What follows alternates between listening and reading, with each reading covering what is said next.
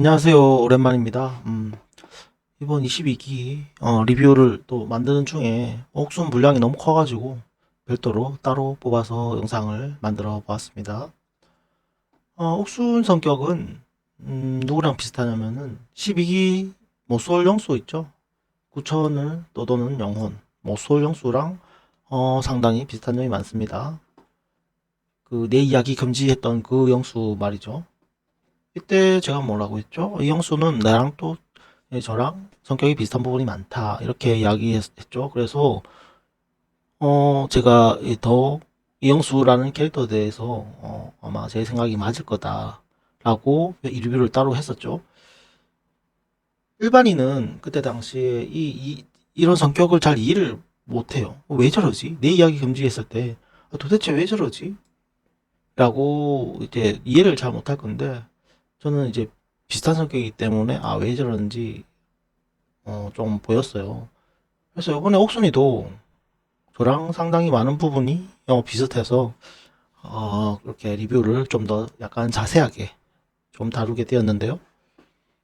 먼저 옥순 성격적인 부분은 뭐 화면에 나왔듯이 불안도가 좀 높고 그리고 긴장이 많고 약간의 회피성도 있고 또 경계심도 높고 뭔가 부정적인 게 많죠. 전체적으로. 그리고 자존감이 상당히 낮고 그리고 자의식도 좀 과잉돼 있고 그리고 피해의식도 높고요. 그리고 거절, 두려움에 관한 그런 모습도 좀 있는 것 같아요. 거절 받는 것에 대한 두려움. 그래서 약간 낮은 자존감과 연관된 성격들이 많죠. 그래서 소극적이고 더 수동적인 모습도 같이 나오는 거예요. 어떻게 보면 세트적인 성격이라고 할 수 있죠. 그래서 이런 자의식 부분은 제가 어디서 느꼈냐면은 그 2화인가요? 2주차인가요? 그때 보면은 고모 뭐 그럼 고모라고 불러 뭐 이런 말을 하는 장면이 있었어요. 테이블에서 나를 2번 죽였어 막 이러면서 옥순이가 막 목소리를 좀 크게 하면서 농담이었어요. 농담인데 그게 농담 속에 뭐 진담이 있는 그런 느낌이랄까요? 그런 부분에서 좀 타인을 신경을 많이 쓰고 있다, 의식하고 있다 이렇게 저는 보여졌거든요. 그래서 전체적으로 보면은 또 생각나는 동물로 비유하면은 약간 짖는 개 그리고 고슴도치 뭐 이런 동물이 생각이 나죠. 짖는 개가 어떻죠? 이게 자기가 공포심이 겁이 많고 이렇기 때문에 더 짖는 그런 개죠. 음, 음. 그러니까 그런 스타일이죠. 고슴도치 남들을 막 찌르는 것도 자기를 지키려고 막 찌르는 것이죠. 아무튼 그런 캐릭터입니다. 그리고 다정한 남자를 좋아한다는데요. 이렇게 영호 첫인상에서 영호를 뽑았죠. 그래서 다정해 보인다고 뽑았지만 영상통화에서 자기 친구한테 조금 쌀쌀맞게 대하는 영호의 모습에 바로 실망하고 그런 하는 장면이 있었죠.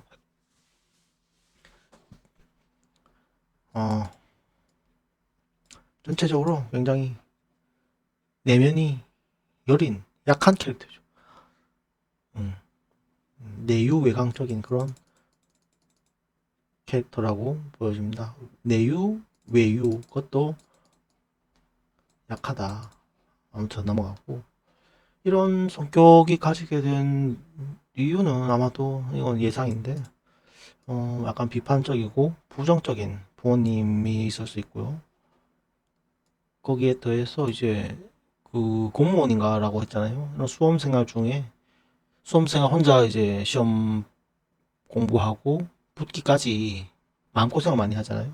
자존감도 낮아지고 그런 점도 더해졌을 수도 있고 또 임신과 출산 과정에서 이제 그런 남자친구와의 힘들었던 그런 과정 속에서 또 자존감도 또 낮아지고 또 사람에 대한 불신이 좀 생길 수도 있고 아무튼 그러지 않았을까 그런 시나리오를 써보고요. 그리고 이제 가장 지난주인가요? 사건이 있었죠. 서로 안 찾아가고 각자의 방에서 기다리다가 그 서로 대화를 못하는 그런 장면이 있었잖아요. 이거는 약간 단순 해프닝인데 약간 옥순의 성격에서 기인한 해프닝이라고 봐야겠죠. 왜냐면은 옥순이가 너무 이게 긴장해서 이 그 상황에서 제대로 말을 정확하게 못 들었어요. 이게 옥순이가 저때 보면은 긴장을 많이 하는 성격이라서 경수를 제대로 쳐다보지도 못하고 나중에 인터뷰에서도 뭐 긴장을 많이 한다는 말을 해서 긴장해서 뭐 제대로 못 본다 이런 말을 하거든요. 실제로 그런 캐릭터예요.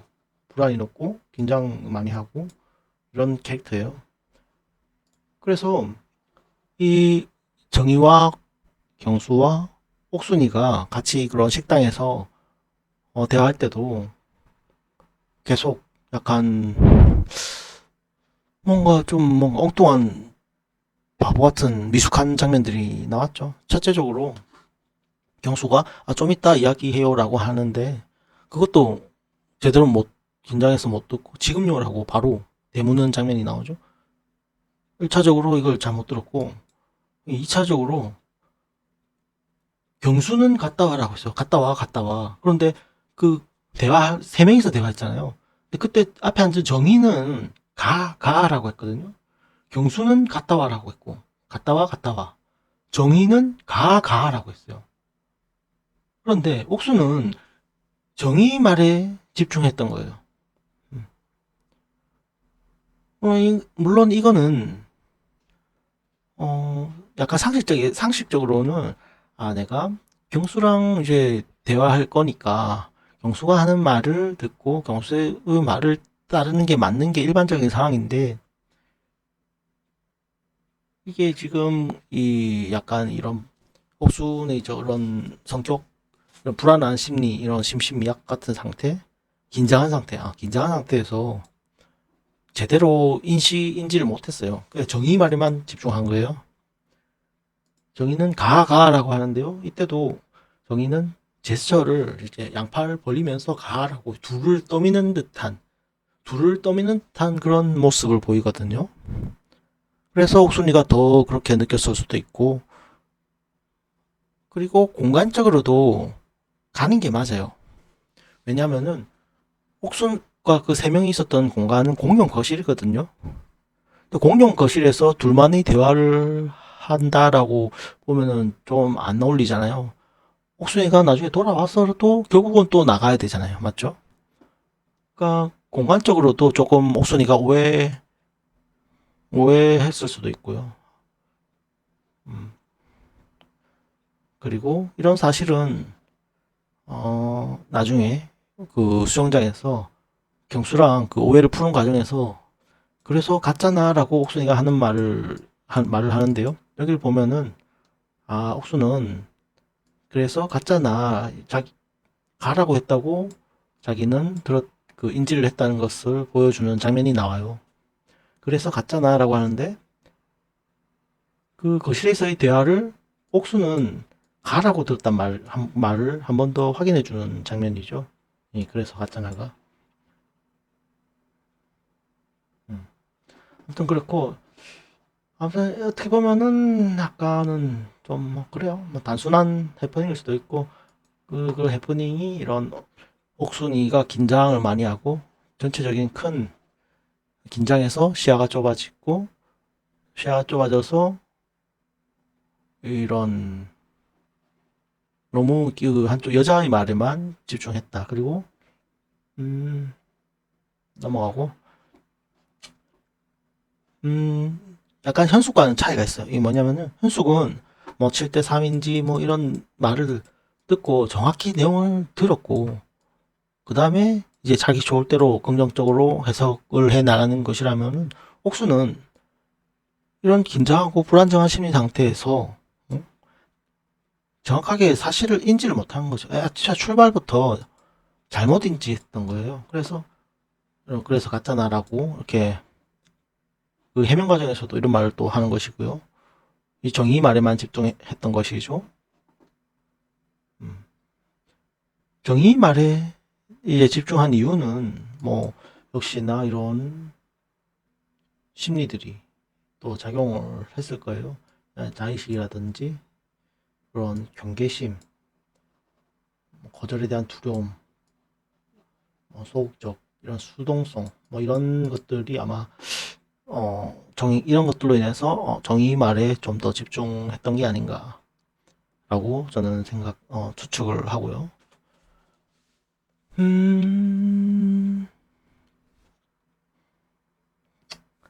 넘어가고 개인적으로 이 마지막으로 염려되는 부분은 이런 출산 과정에서 약간 그런 방어 기제가 나오고 이런 상처와 현실을 회피했을 가능성이 좀 보여요. 인터뷰 내용에서 개인적으로 드는 생각이고 이런 경우는 조금 조금씩 자기 자신을 돌아보면서 약간 자신을 바로 보는 과정이 필요해 보인다고 할까요? 근데 이게 어려운 문제거든요. 본인이 스스로 깨우쳐야 하는 문제고 저 역시도 그러고 있는 중이고요. 아무튼 그런 점이 있습니다.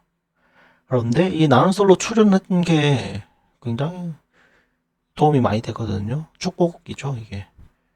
자기 자신의 모습을 카메라로, 영상으로 보면은 많은 도움이 될 거예요. 아주, 많은 도움이 되리라 보여집니다. 그리고 옥순을 통해서 저도 많은 부분을 깨닫는 게 있었는데요. 아이디부터 제 그 유튜브 채널 이름이 방구석 판사잖아요.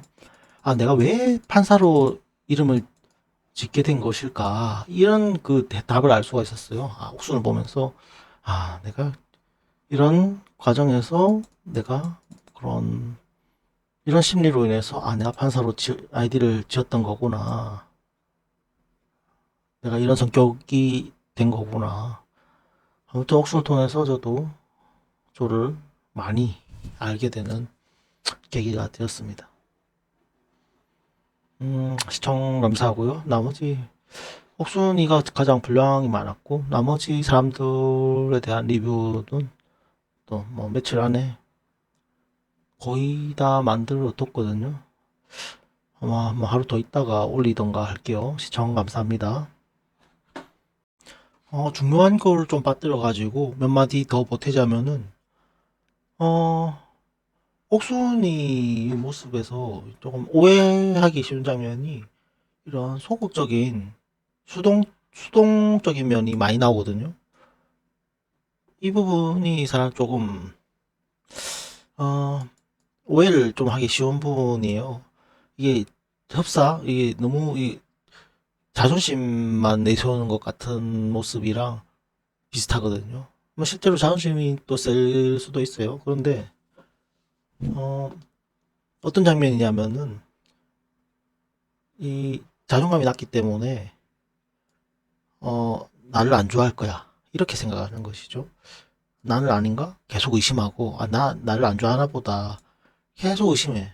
이 자존감이 낮기 때문에, 역시 나는 아닌가 봐. 이렇게 생각하게 되는데요. 그래서, 확신이 없기 때문에, 상대가 나를 좋아한다는 확신이 없기 때문에, 그러면 어떻게 되죠? 이 자존감도 낮고, 이 거절에 대한 두려움이 크단 말이죠. 그래서, 먼저 못 다가가는 거예요. 내가 상처받는 게 두려운 거죠. 그래가지고, 이런 수동적인 모습이 굉장히 크게 나오거든요. 이 부분은 역시도 이 12기영수에게서도 똑같이 나왔던 장면이에요. 해소영수는 나는 아닐 거야.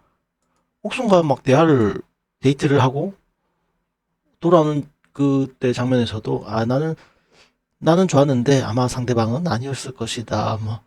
뭐 이런 식으로 계속 부정적인 음, 모습들이 나오죠. 똑같아요. 음, 그래서 이런 장면은 근데 또 다른 일반인들이 보기에는 단순히 그냥 자존심이 세서 저러는 거다. 실제로 자존심이 세서 그럴 수도 있지만 이런 내가 이런 소심하고 소극적이고 수동적인 데는 다른 이유가, 다른 사유도 있다. 그게 이런 수동적인 모습이 크다. 라는 것을 설명하려고 다시 조금 더 영상을 찍었습니다. 아, 이게 설명하기가 힘드네요, 이게. 자존감이 너무 낮아서, 자존감이 너무 낮아서 소극적이고, 수동적이고, 자존심이 세겠죠? 그렇게 생각해요, 저는. 자존심이란 것도 어떻게 보면은 자기 이 방어 기제 같아요. 자존심이. 음? 그래도 자존심이라도 있어야 나를 지키는 방어 기제라고 할까요? 자존심이. 아무튼 어, 어렵네요. 아무튼 옥순에게서는 이런